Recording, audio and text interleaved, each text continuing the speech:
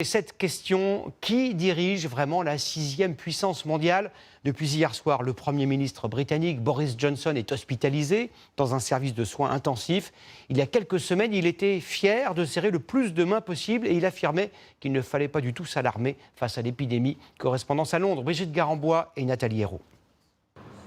Cet hôpital n'avait jamais connu une telle affluence. Ici, le transfert hier soir du Premier ministre en unité de soins intensifs a créé une onde de choc. Au fil des heures ce matin, les journalistes avaient de plus en plus de mal à respecter les distances de sécurité.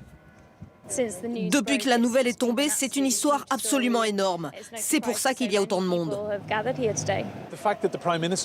Le fait que le Premier ministre soit à l'hôpital inquiète vraiment les gens. Il y a eu le prince Charles et maintenant le Premier ministre. De plus en plus de politiques s'isolent. Les gens sont très inquiets. Oui, ça fait peur.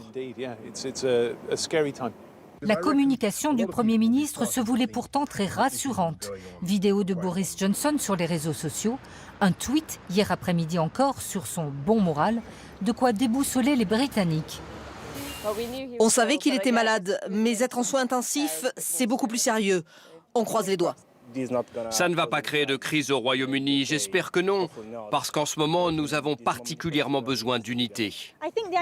Je pense que l'anxiété est encore plus grande. Oui, ça rend les choses instables.